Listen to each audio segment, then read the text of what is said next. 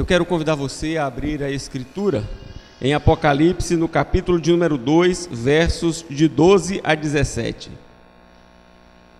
Apocalipse, capítulo de número 2, de 12 a 17. Hoje caminhamos para a terceira igreja, aqui na relação que nos é apresentada em Apocalipse. Ao anjo da igreja em Pérgamo escreve: estas coisas diz aquele que tem a espada afiada de 2 gumes. Conheço o lugar em que habitas, onde está o trono de Satanás, e que conservas o meu nome e não negaste a minha fé. Ainda nos dias de Antipas, minha testemunha, meu fiel, o qual foi morto entre vós, onde Satanás habita. Tenho, todavia, contra ti algumas coisas, pois que tens aí os que sustentam a doutrina de Balaão, o qual ensinava a Balaque a armar ciladas diante dos filhos de Israel, para comerem coisas sacrificadas aos ídolos e praticarem a prostituição. Outros sim, também tu tens os que da mesma forma sustentam a doutrina dos nicolaítas. Portanto, arrepende-te, e se não, venho a ti sem demora, e contra eles pelejarei com a espada da minha boca. Quem tem ouvidos, ouça o que o Espírito diz às igrejas. Ao vencedor dar-lhe-ei do maná escondido, bem como lhe darei uma pedrinha branca, e sobre essa pedrinha escrito um nome novo, o qual ninguém conhece, exceto aquele que o recebe. Amém. O tema do nosso estudo de hoje é o chamado de Cristo ao arrependimento. Pérgamo, uma igreja conivente com o mundo. Nós estamos, como eu disse na introdução, chegando aqui agora à terceira igreja da relação de 7 igrejas. Cada igreja sendo observada, acerca de cada igreja um comentário sendo apresentado, acerca de cada igreja uma palavra de incentivo, uma palavra de estímulo, uma palavra de ânimo, uma palavra de garantia quanto à vitória. São questões diferentes, porquanto são igrejas diferentes. Na igreja de Éfeso, a grande questão era o fato da igreja ter perdido o seu entusiasmo, ter perdido a sua vibração, ter perdido, permitam-me usar a expressão pouco comum ou convencional, a empolgação quanto ao culto a Deus, quanto ao seu ser, quanto às obras das suas mãos.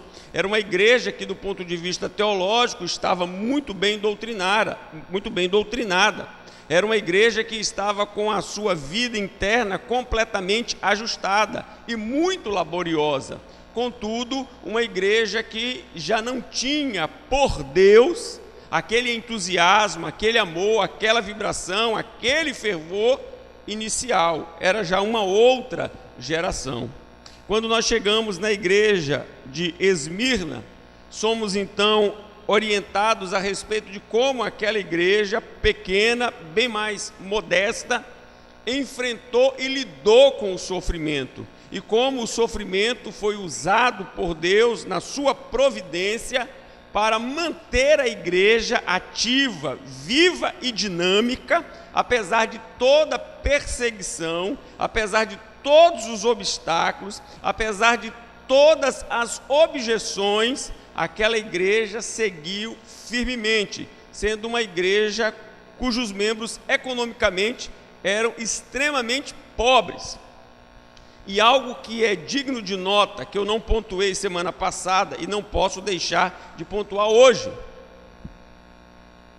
A igreja de Éfeso já não existe mais, bem como a cidade de Éfeso. Porém, digno de nota é que a igreja de Esmirna, ela continua. O grupo de cristãos, a presença cristã, o testemunho cristão em Esmirna continua até os dias de hoje. Ela mudou de nome, mas ela continua lá, a cidade, e continua lá o testemunho. Isso é impressionante. 2000 anos de história do cristianismo, e um testemunho cristão se faz presente na cidade que hoje é a antiga Esmirna. Isso é digno de nota, digno de nota. Hoje chegamos na terceira igreja, que é a igreja de Pérgamo, cidade de Pérgamo. Vamos analisar aqui rapidamente o contexto e depois as particularidades do texto. A cidade. Agora, Pérgamo era a cidade onde estava localizada a capital da província da Ásia. Se nós tínhamos em Éfeso uma cidade que se destacava por sua importância comercial, por sua posição geográfica, se nós tínhamos em Éfeso uma cidade que se projetava por conta da religiosidade e da posição e presença do templo de Diana, e se tínhamos em Éfeso uma presença no que diz respeito ao lazer, ao entretenimento, ao esporte de forma substancial, se tínhamos em Esmirna uma cidade menor, populacionalmente falando, uma cidade que se destacava por sua beleza natural, uma cidade que se destacava pelo empreendimento acadêmico. Em Esmirna havia um critério, um rigor, um incentivo à pesquisa, ao estudo, ao desenvolvimento acadêmico, estando ali na sua jurisdição um importante grupo, um importante e amplo empreendimento na área médica. Agora, quando nós chegamos em Pérgamo, há uma mudança. A sua influência é administrativa, a sua influência é política. Uma cidade que estava a 160 quilômetros de Éfeso, enquanto Esmirna estava a 60 quilômetros aproximadamente, nós temos aqui Pérgamo a 160 quilômetros de Éfeso, bem mais distante. E ali nós temos então uma marca muito importante e impressionante, que era o desenvolvimento cultural. Pérgamo tinha na sua jurisdição a segunda maior biblioteca do mundo, uma biblioteca com aproximadamente 200 mil volumes, só era menor que a biblioteca de Alexandria. E um dado que serve para a nossa análise e pesquisa por parte dos mestres em história e dos interessados na história, segundo alguns estudiosos, Alexandria, dominando o papiro, sentiu-se enciumada com o desenvolvimento cultural de Pérgamo.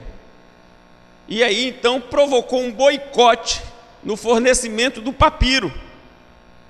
E aí então, como alguém já disse que a crise é sempre um momento para o crescimento, uma oportunidade para o desenvolvimento, em Pérgamo, segundo a tradição, se desenvolveu a técnica do pergaminho, que é então o trabalho com o pelo do animal.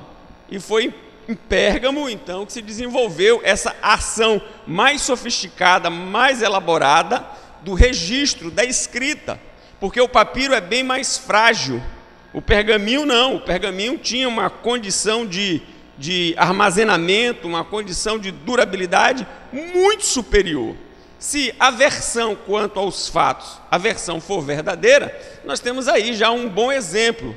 Quando alguém tentou então prejudicar o desenvolvimento cultural, acadêmico, científico de Pérgamo, Pérgamo teve como saída, a elaboração de um material superior ao do rival, dando continuidade ali ao desenvolvimento, à preservação da cultura. Nós temos aqui em Pérgamo algo muito especial para o contexto. Era uma cidade que, como as outras, tinha a sua atividade cultica para as suas múltiplas divindades. Porém, o que prevalecia nesta cidade era o culto ao imperador, sendo o primeiro templo em toda a Ásia edificado para o culto ao imperador na cidade de Pérgamo, o que seria plenamente justificável por se tratar da capital da província. Então, em 29 a.C., ali foi criado, foi fundado, foi estabelecido um templo onde o imperador era cultuado, ele era adorado, a sua divindade era plenamente reconhecida. Estas são as características, pois, da cidade, e aqui, nesta cidade, nós temos uma igreja, que, como eu disse na vez passada, muito provavelmente foi uma igreja plantada pela igreja de Éfeso, porque a partir de Éfeso o evangelho foi se expandindo, foi alcançando aquelas cidades. Então, o que o Senhor Jesus manda, envia para a igreja em Pérgamo? O texto começa com uma ameaça. Aquele que se apresenta, e o Senhor Jesus tem sempre se apresentado para as igrejas, no que diz respeito a Éfeso, ele fez questão de frisar que ele é aquele que tem na mão direita as 7 estrelas e anda no meio dos 7 candeeiros. Quando foi para Esmirna, ele fez questão de frisar que ele é o primeiro e o último, aquele que estava morto e tornou a viver. Porém, agora, para Pérgamo, é diferente. Embora seja uma apresentação, embora tenha aqui uma mensagem, essa mensagem tem uma particularidade, porque ela traz consigo uma ameaça. Estas coisas diz aquele que tem a espada afiada de 2 gumes. A mensagem era uma mensagem clara, uma mensagem que seria muito bem entendida, muito bem recebida por aquela igreja. Não haveria nenhuma dificuldade de compreensão acerca do que o Senhor Jesus estava falando. Ele estava falando a respeito da sua palavra, ele estava falando a respeito da sua lei, ele estava falando a respeito da sua revelação. A espada, aqui em Apocalipse, refere-se à palavra de Deus. Veja, por gentileza, aqui no capítulo 1, no versículo de número 16. Volta aí a página. Tinha na mão direita 7 estrelas, e da sua boca saía-lhe uma afiada espada de 2 gumes. O seu rosto brilhava como o sol na sua força. Se você avançar um pouco mais, chegando ao capítulo de número 19, você vai ver novamente uma menção à espada de 2 gumes. Veja no capítulo 19, versículo de número 15. Diz o texto: sai da sua boca uma espada afiada, para com ela ferir as nações, e ele mesmo as regerá com cetro de ferro, e pessoalmente pisa o lagar do vinho do furor da ira do Deus Todo-Poderoso.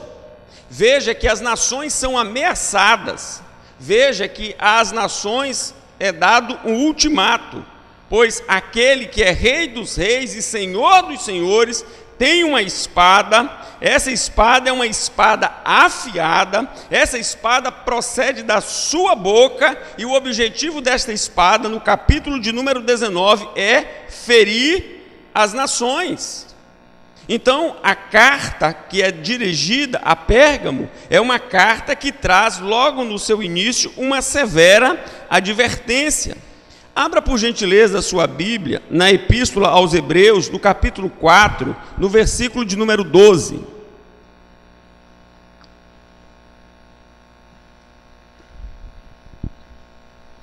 Diz o texto bíblico: porque a palavra de Deus é viva e eficaz, e mais cortante do que qualquer espada de 2 gumes, e penetra até ao ponto de dividir alma e espírito, juntas e medulas, e é apta para discernir os pensamentos e propósitos do coração. Quando o Senhor Jesus se apresenta à igreja em Pérgamo, ele se apresenta como sendo aquele que tem uma espada afiada de 2 gumes, que será utilizada para o benefício da sua igreja. Quando ele trata das nações, trata no sentido de ferir as nações, trata no sentido de punir as nações. Quando ele fala para a sua igreja, a sua espada afiada tem o objetivo de abençoar a sua igreja, de purificar a sua igreja, de sanar a sua igreja, de sanear a sua igreja. Então a igreja do Senhor, ela é regida pela palavra do próprio Deus. A palavra de Deus, meus amados irmãos, ela deve ser amada. A palavra de Deus deve ser recebida. A palavra de Deus deve ser memorizada. A palavra de Deus deve ser cantada. A palavra de Deus deve ser pregada. A palavra de Deus deve ser estudada. A palavra de Deus, ela deve ser praticada. A palavra de Deus tem um lugar central na vida da igreja. Não é à toa que o púlpito está aqui no centro. Ele não está aqui porque o decorador achou que aqui ficaria um lugar mais apropriado para ele. Ou se o decorador achasse que ficava melhor ali no canto, botaria ali no canto ou em outro lugar. Ele está aqui no centro como símbolo da centralidade que a palavra de Deus ocupa na vida da igreja, na vida do cristão, na vida da família. Portanto, nós não podemos em nenhum momento nos afastar, nós não podemos em nenhum momento desprezar, nós não podemos em nenhum momento negligenciar a palavra de Deus. A nossa igreja tem como um dos princípios aprovados pelo nosso conselho o compromisso com a palavra de Deus, e na verdade é o nosso primeiro compromisso, o compromisso com a Escritura, o compromisso com a verdade, o compromisso com aquela palavra que reflete o caráter do seu autor, porque nós não podemos imaginar que a palavra de Deus é diferente de Deus, que Deus tem um caráter e a sua palavra tem outro caráter. Deus, ele é essencial, sua palavra é dispensável. Isso é uma loucura. Quem crê em Deus tem que crer na sua palavra. Quem diz adorar a Deus tem que se submeter à sua palavra. Como disse acertadamente João Calvino, o cetro pelo qual Deus rege o seu povo é a sua palavra. Nós não temos outra palavra. Recomendo aos meus irmãos um texto precioso de John Stott, neste compêndio que tem sido tão amplamente usado na questão missiológica, que nós tivemos aqui agora na igreja um curso do... Me ajude, Sidney, você que fez o curso. Perspectivas, e o título do livro, que é o livro básico. Perspectivas também? Perspectivas é o nome do livro.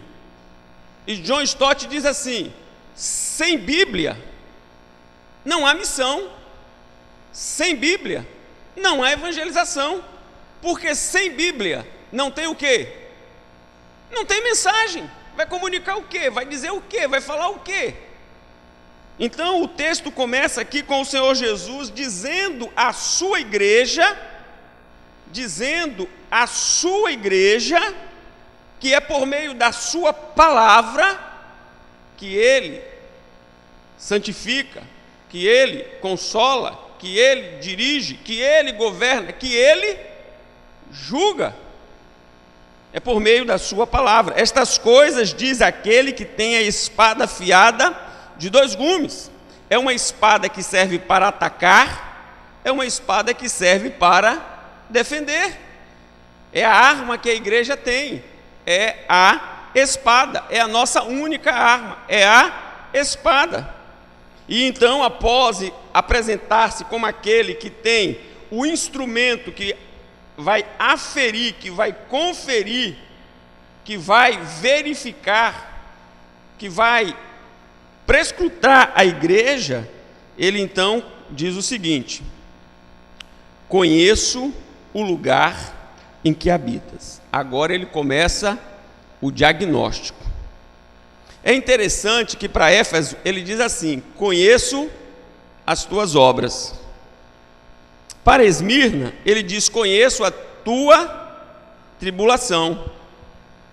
Agora, no que diz respeito a Pérgamo, inicialmente não são mencionadas as obras, nem qualquer, porventura, dificuldade existente, mas sim o lugar onde a igreja está localizada, o contexto social em que a igreja se encontrava. Onde está o trono de Satanás, e que conservas o meu nome, e não negaste a minha fé, ainda nos dias de Antipas, minha testemunha, meu fiel, o qual foi morto entre vós, onde Satanás habita. Então vamos ver isso aqui. Há dúvidas a respeito do que seja esta expressão trono de Satanás, o que originalmente o Senhor Jesus estava a transmitir a João para que João pudesse comunicar a Pérgamo. Os estudiosos, eles vão divergir quanto a efetivamente o que seja essa questão. Alguns estudiosos dizem que a menção ao trono de Satanás tem como objetivo destacar o altar que na cidade existia dedicado a Zeus. Então, esta é uma interpretação. O culto a Zeus, a pompa, a circunstância, o destaque que Zeus recebia naquela cidade, dava à cidade a condição de ser chamada pelo Senhor Jesus de trono de Satanás. Uma outra corrente vai dizer não, tem a ver com a religiosidade, mas não é nada a Zeus, tem a ver com Esculápio, o deus da medicina, ou o patrono da medicina, aquele que efetivamente, segundo alguns, promovia curas.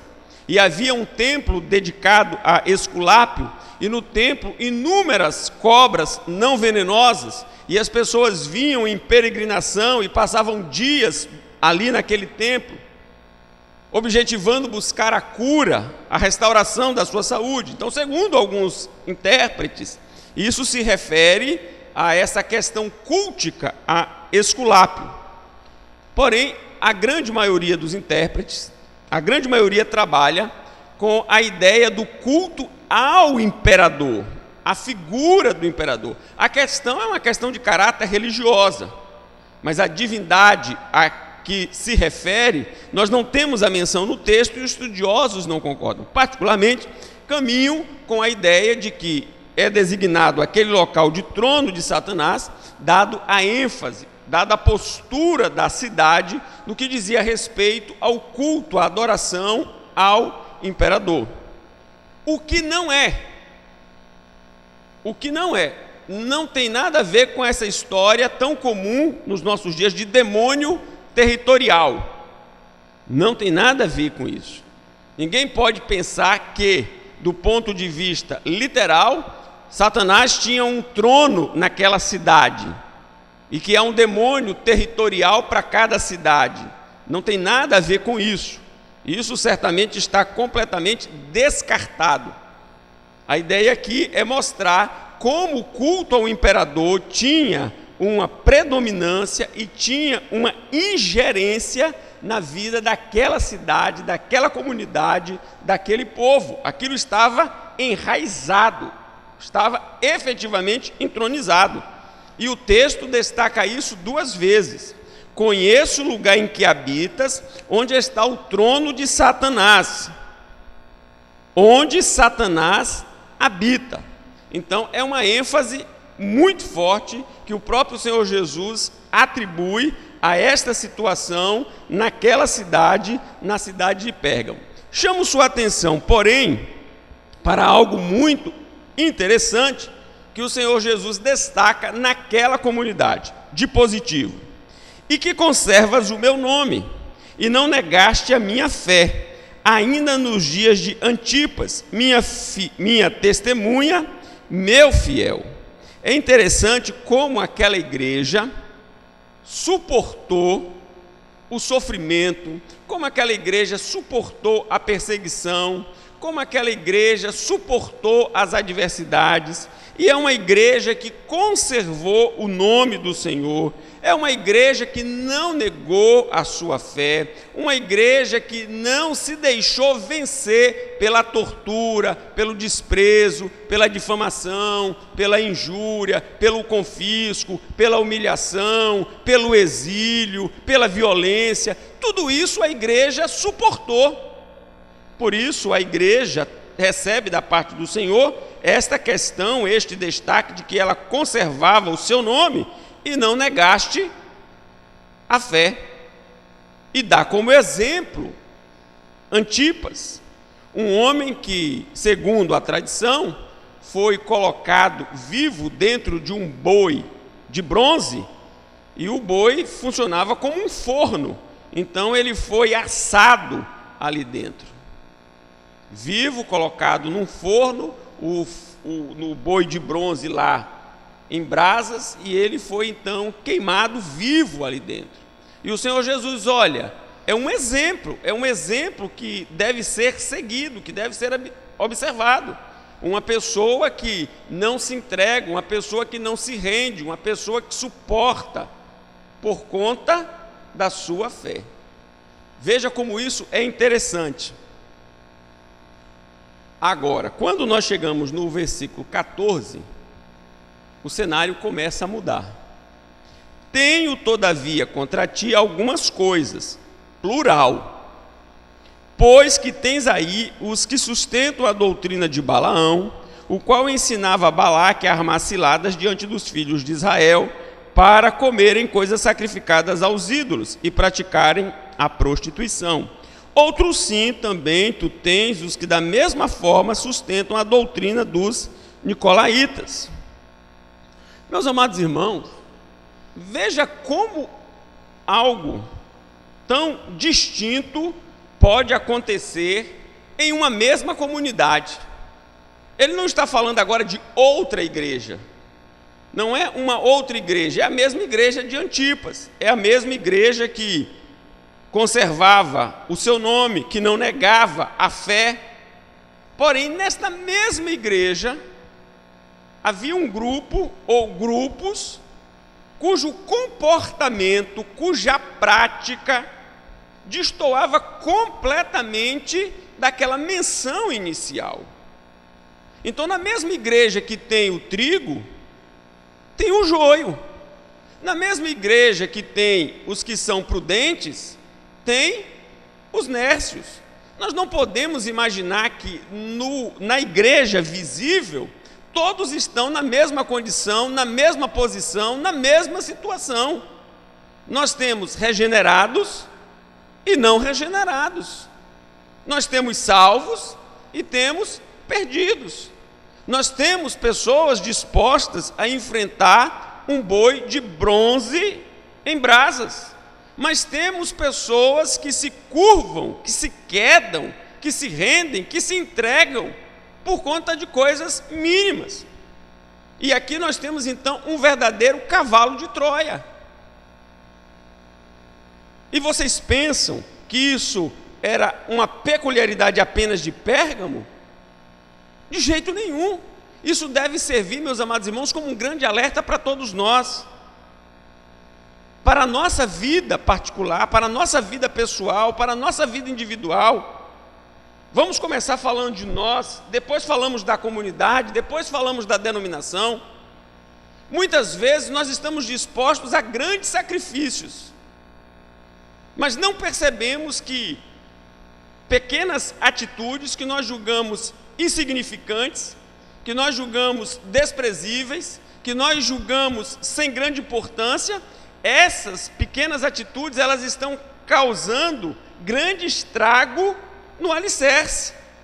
Elas estão trazendo grande prejuízo para a nossa vida. Nós muitas vezes estamos preocupados com uma grande coisa e não estamos atentos às pequenas coisas. E as pequenas coisas estão trazendo um prejuízo, estão trazendo um afastamento de Deus, estão trazendo um esfriamento espiritual, estão trazendo coisas sérias no que diz respeito ao nosso relacionamento com Deus. E era o que estava acontecendo com essa igreja. Então nós temos que ter cuidado com o cavalo de Troia. Nós precisamos ter cuidado com o cavalo de Troia. O cavalo de Troia é aquilo que parece bom, parece benéfico, parece ótimo, mas no fim é um prejuízo, no fim é tristeza, no fim é decepção. E era isso que estava acontecendo com essa igreja. Então, o que na minha vida, na sua vida, nós estamos fazendo, aquelas pequenas práticas, aquelas pequenas atitudes, aqueles pequenos comportamentos, aquelas pequenas concessões que vão crescer, que vão se expandir, que vão se consolidar, porque um pecado chama o outro, um abismo chama outro abismo. O que é que nós estamos praticando? O que é que nós estamos fazendo que pode nos causar um grande prejuízo lá na frente, como indivíduos, como igreja, como denominação? Vocês lembram de Balaão? Balaão foi chamado para amaldiçoar o povo de Deus. Ele bem que tentou, mas não conseguiu.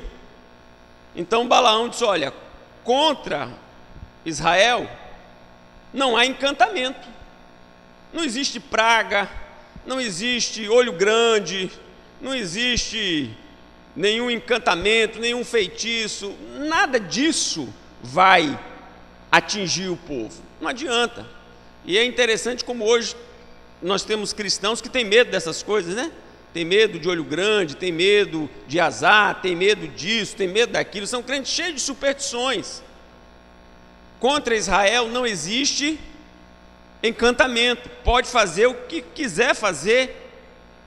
Com o povo de Deus isso não acontece nada. E agora, faz o que com o povo de Israel? Israel está chegando, vai fazer o que com Israel? Só tem uma coisa que pode fazer com Israel.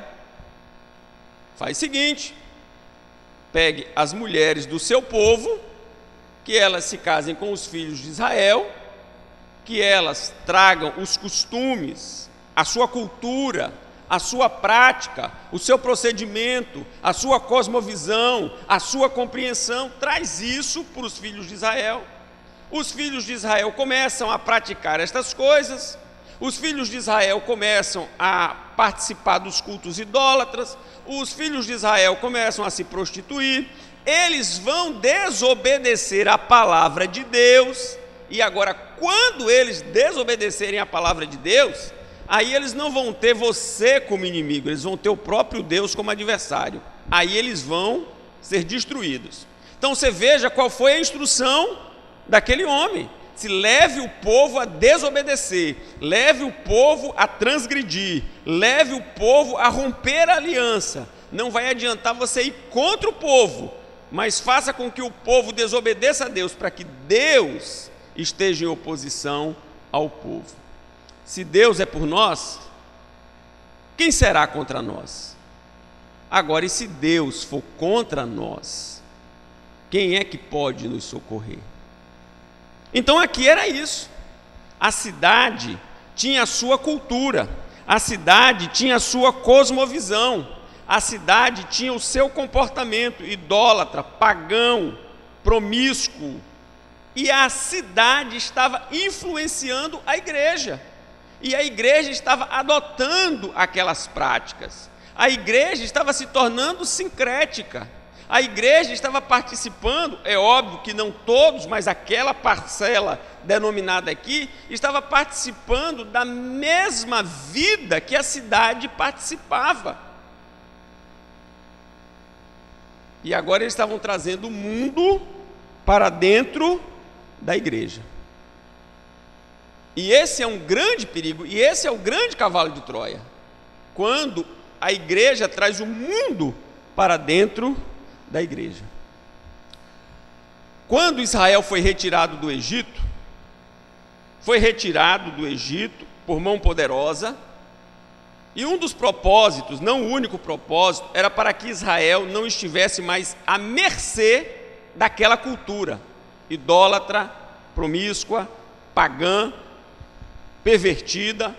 Israel já estava lá há muito tempo, e muito do comportamento, da cultura, da prática, da visão dos egípcios já tinha sido recebida por Israel. Estava na hora de Israel sair dali. Israel não podia mais continuar ali. Ali era perigoso para Israel. Israel agora iria para uma nova terra, uma terra que manava leite e mel. Porém havia lá um outro perigo. Qual era o perigo? O perigo não era a espada, o perigo não era a lança, o perigo não era os gigantes. O perigo era o quê? Era que Israel observasse, absorvesse as práticas dos povos. Não houve uma recomendação contra a espada, uma recomendação contra a lança, uma recomendação contra o arco, uma recomendação contra os gigantes. Não houve, mas houve recomendação quanto à prática. Vocês não façam como eles fazem. vocês não copiem o procedimento deles, vocês não vão agir como eles agem, porque isso será um laço para vocês, isso vai destruir vocês. Então não era a força bélica que Israel deveria temer. O que Israel deveria temer era imitar o comportamento dos pagãos. Era disso que o texto estava falando. O grande alerta era esse. Então nós muitas vezes estamos preocupados com as questões que estão acontecendo e se desenvolvendo no mundo, e nós devemos realmente atentar, observar, analisar, refletir. Mas isso não é o maior perigo para nós. Não é o maior perigo. O maior perigo é nós absorvermos o mundo. O maior perigo é nós nos associarmos com o mundo. O maior perigo é nós seguirmos o mundo. Esse é efetivamente o maior perigo de todos. Por favor, abra sua Bíblia em Mateus capítulo 5, a partir do versículo de número 13. Olha qual é o nosso dever, olha para que fomos chamados, qual é o nosso desafio. Vós sois o sal da terra. Ora, se o sal vier a ser insípido, como lhe restaurar o sabor? Para nada mais presta, senão para, lançado fora, ser pisado pelos homens. Vós sois a luz do mundo. Não se pode esconder a cidade edificada sobre um monte, nem se acende uma candeia para colocá-la debaixo do alqueire, mas no velador, e alumia a todos os que se encontram na casa. Assim brilhe também a vossa luz diante dos homens, para que vejam as vossas boas obras e glorifiquem o vosso Pai que está nos céus. Então, o chamado a cada cristão, o chamado à igreja, é para que a igreja, para que o cristão, eles influenciem o mundo, para que eles transmitam à sociedade os valores do reino de Deus. É para que a ofensiva seja nossa. Não é para que nós venhamos a ficar na defensiva, na neutralidade. É para que a ofensiva seja nossa. Mas o grande problema é quando a igreja passa a receber a influência do mundo. Ela passa a se parecer com o mundo. Na verdade, ela tem uma vontade imensa de copiar o mundo para atrair o mundo. Agora, se a igreja copia o mundo com o intuito de atrair o mundo, o que é que o mundo vem fazer na igreja? Não tem lógica. O mundo busca algo na igreja pelo contraste e não pela semelhança. Porque o mundo vê na igreja, ou deveria ver na igreja, aquilo que efetivamente não está lá, que não é encontrado lá. E em Pérgamo, a situação estava ficando cada vez mais difícil, porque a igreja da cidade estava cada vez mais parecida com a cidade. Não era a cidade parecida com a igreja, era a igreja parecida com a cidade. Abra, por favor, a sua Bíblia em Tiago, capítulo 4.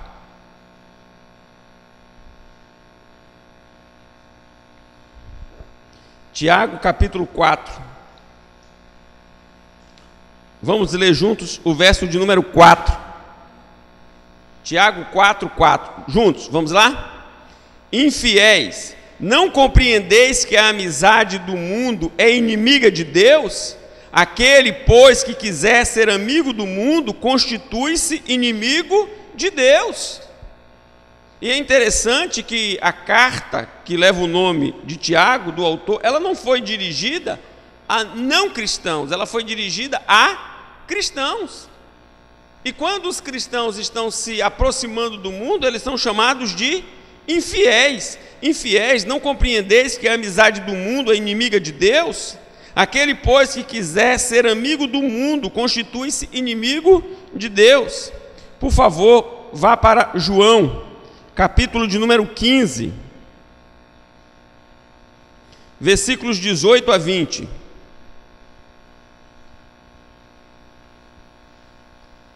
O mesmo João do Evangelho é o João do Apocalipse. A partir do versículo 18. Se o mundo vos odeia, sabei que primeiro do que a vós outros me odiou a mim. Se vós fosseis do mundo, o mundo amaria o que era seu. Como todavia não sois do mundo, pelo contrário, dele vos escolhi, por isso o mundo vos odeia. Lembrai-vos da palavra que eu vos disse, não é o servo maior do que o seu senhor. Se me perseguiram a mim, também perseguirão a vós outros. Se guardaram a minha palavra, também guardarão a vossa. Então nós não temos nenhum vínculo de amizade com o mundo, no sentido de copiar, de absorver aquilo que é prática do mundo, que contraria a vontade de Deus. Nós não pensamos como o mundo, nós não sentimos como o mundo e nós não fazemos como o mundo faz. E agora eu estou me referindo, obviamente, àquelas atitudes, àqueles comportamentos, àquelas práticas que são pecaminosas. E era justamente isso que estava acontecendo aqui em Pérgamo. A igreja estava seguindo aquele conselho lá de Balaão, estava se imiscuindo com a idolatria, com o paganismo, com o jeito de viver do cidadão da cidade de Pérgamo. Outro sim, também tu tens os que da mesma forma sustentam a doutrina dos nicolaítas. Embora não se consiga precisar o que seja essa doutrina dos nicolaítas, há uma suspeita, certamente com fundamentação, de que era do mesmo naipe, do mesmo nível, ou seja, um envolvimento com práticas idólatras, com prostituição cultural, com sincretismo, com superstição, com devassidão, e tudo isso por parte de pessoas da igreja. É interessante destacar que, no que diz respeito à igreja de Éfeso, os nicolaítas também já tinham marcado ali a sua presença. E o texto diz assim, capítulo 2, versículo 6: Tens, contudo, a teu favor que odeias as obras dos nicolaítas. A igreja em Éfeso. A igreja em Éfeso resistiu aos nicolaítas que estavam lá introduzidos, ou que lá se introduziram, mas a igreja resistiu, as quais eu também odeio. Já em Pérgamo não. Em Pérgamo as coisas estavam sendo toleradas, mais que toleradas, estavam sendo acolhidas, mais que acolhidas, estavam sendo incentivadas. Por isso o Senhor Jesus diz, olha, a espada afiada que sai da minha boca haverá de trazer a restauração a essa igreja, haverá de trazer cura a esta enfermidade, porque uma vez que a palavra dele fosse acolhida, estas práticas seriam banidas. Alguém já disse acertadamente o seguinte: ou a Bíblia afasta você do pecado, ou o pecado afasta você da Bíblia. Agora, não dá para caminhar Bíblia e pecado, ou é uma coisa ou é outra. Eles são incompatíveis. Então, ou a Bíblia nos afasta do pecado, ou o pecado nos afasta da Bíblia. E aqui o Senhor Jesus, olha, para tratar o pecado de vocês, a minha palavra será usada. Então, temos aqui este diagnóstico quanto a esta igreja. Abra ainda, para nós finalizarmos aqui, 2 Timóteo, capítulo 4. Finalizarmos esse ponto, viu? Não é finalizar o estudo não, senão você vai fechando a Bíblia. Não fecha a Bíblia agora não. 2 Timóteo, capítulo 4.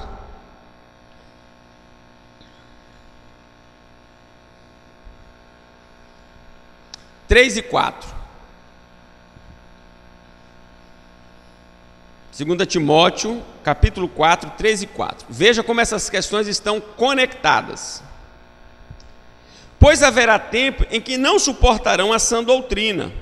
Pelo contrário, cercar-se-ão de mestres segundo as suas próprias cobiças, como que sentindo coceira nos ouvidos, e se recusarão a dar ouvidos à verdade, entregando-se a fábulas. É o alerta do apóstolo Paulo ao jovem pastor Timóteo, que estava no exercício do pastorado da igreja de Éfeso, à época em que o texto foi escrito. Então, ou é uma coisa ou é outra. O texto prossegue: portanto, arrepende-te, e se não, venho a ti sem demora, e contra eles pelejarei com a espada da minha boca. O Senhor Jesus não deixará a sua igreja à mercê da corrupção. Ele mesmo haverá de estabelecer a pureza da igreja. Ele mesmo haverá de, sem demora, e o texto é impressionante, portanto, arrepende-te, e se não, venho a ti sem demora. Então este arrependimento é algo urgente, este arrependimento é algo imediato, este arrependimento é algo que deve ser praticado por todos nós. O que, Senhor, na minha vida está em desconformidade com a Tua palavra? O que, Senhor, no meu procedimento, no meu comportamento, no meu pensamento, no meu sentimento, na minha prática, está em desconformidade com a Tua palavra? O que, Senhor? O que? É algo que nós devemos fazer como igreja, é algo que nós devemos fazer como denominação. Por quê? Porque o que nós queremos é agradá-lo, o que nós queremos é obedecê-lo, o que nós queremos é segui-lo. Você já imaginou alguém que se diz discípulo de Cristo e faz justamente aquilo que é oposto ao que Cristo ensina? Isso é um alerta para todos nós, no sentido de que as nossas práticas, elas devem estar plenamente alinhadas com a nossa convicção, com a nossa crença, com o nosso credo, com aquilo que afirmamos, crer. Isso é algo urgente. Quem tem ouvidos, ouça o que o Espírito diz às igrejas. Ao vencedor, dar-lhe-ei do maná escondido, bem como lhe darei uma pedrinha branca, e sobre essa pedrinha escrito um nome novo, o qual ninguém conhece, exceto aquele que o recebe. O vencedor receberá 3 prêmios. Primeiro prêmio, diz o texto, dar-lhe-ei do maná escondido. Obviamente, aqui não é uma fala literal, aponta para um símbolo. O maná é símbolo, e o símbolo é sempre inferior àquilo que ele simboliza. O simbolizado é sempre maior do que aquilo para que o representa, aquilo que remete ao seu ser. Então, quando o próprio Senhor Jesus diz que ao vencedor dar-lhe-á do maná escondido, e o maná é conhecido como sendo o pão do céu, o que Jesus está prometendo aos seus é que quem dele se alimenta, por ele viverá. O que Jesus está prometendo é que ele será o alimento, a fonte, que ele será a base, que ele será o sustentáculo do seu povo. O seu povo será nutrido, será alimentado, será enriquecido, será fortalecido por ele. Ele mesmo cuidará do seu povo. Essa é a promessa que o Senhor nos dá. João capítulo 6. João capítulo 6, versos 48 a 51.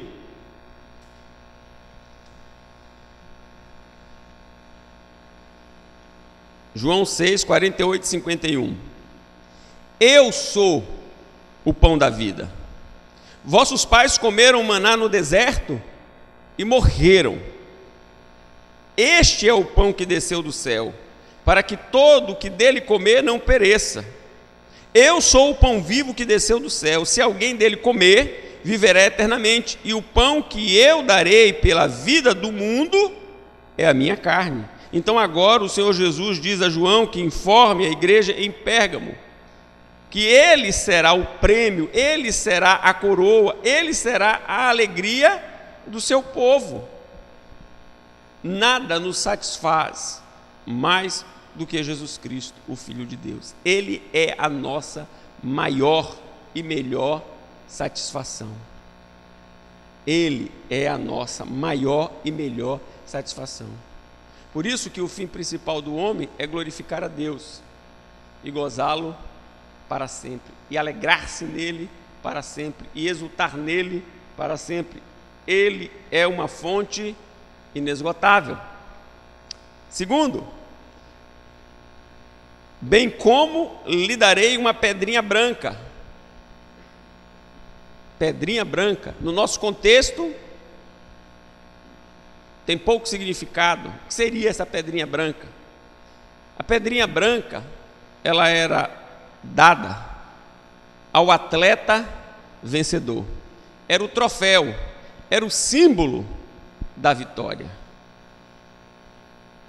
Então, é certo o pódio, é certo a vitória. Não é duvidoso, não é uma possibilidade, é certo. O vencedor, e ele vai vencer, não é porque ele é mais forte, não é porque ele é mais hábil, não é porque ele é mais inteligente. Ele vai vencer porque ele está sustentado por Cristo.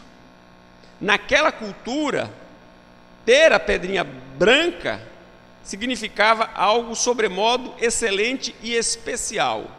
Era alguém que estava em destaque. Era um vencedor. O Senhor Jesus diz que os seus servos, eles efetivamente são chamados para esse destaque, para esse prêmio, para esse mérito. O terceiro, eu vou ficar devendo aos senhores. Se os senhores conseguirem uma boa explicação, estou disposto a recebê-la de bom grado. Um novo nome. Que nome? Aqui o texto não diz. Eu não sei. Até porque o texto diz o qual ninguém conhece. Então não é bom que eu fique fazendo especulação. Mas se porventura você tiver uma informação que eu não tenho, eu recebo de bom grado. Se nós tivéssemos aqui hoje um seminarista, esse problema estava resolvido. Porque não existe ninguém no mundo que tenha mais informação do que seminarista. Seminarista sabe de tudo, conhece de tudo, tem opinião para tudo. Não tem qualquer assunto que você falar, o seminarista sabe. Então, se hoje tivéssemos um seminarista aqui, teríamos resolvido esse problema. Como não temos, vamos aguardar mais um pouco. Se você tiver uma informação mais própria, eu agradeço. Fato é, diz que não tem um seminarista, mas já tem um candidato ali a pesquisar isso aí.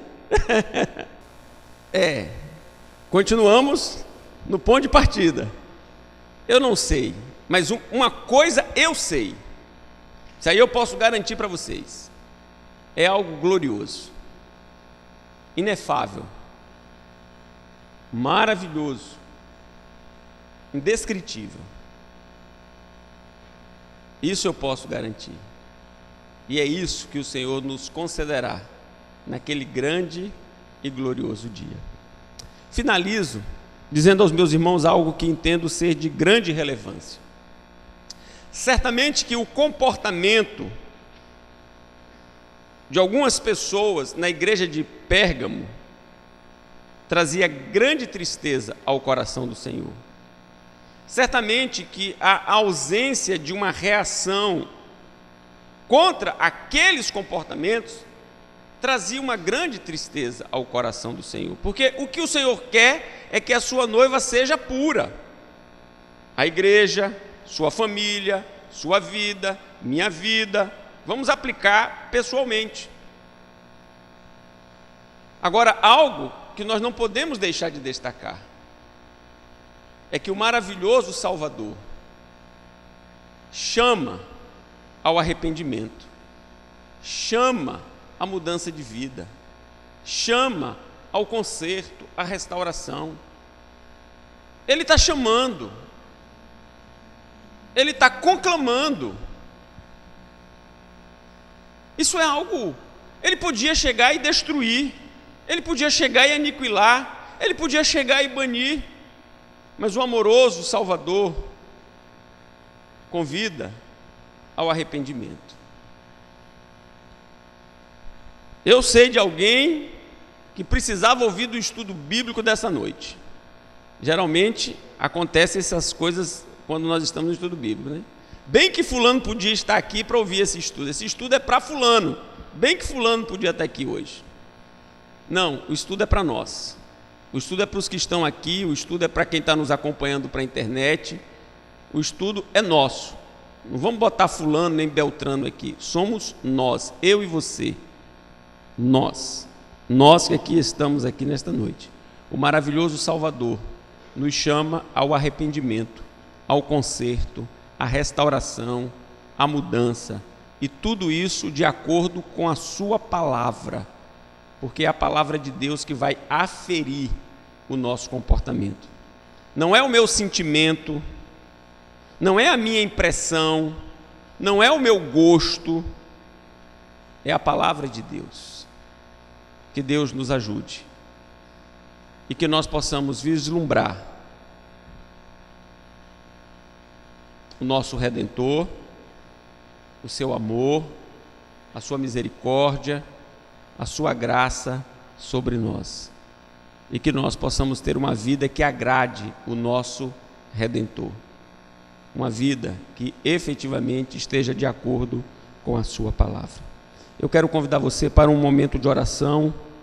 Ore em favor da sua vida, da sua família, da sua igreja, mas comece com a vida, a sua vida, particularmente, diante de Deus.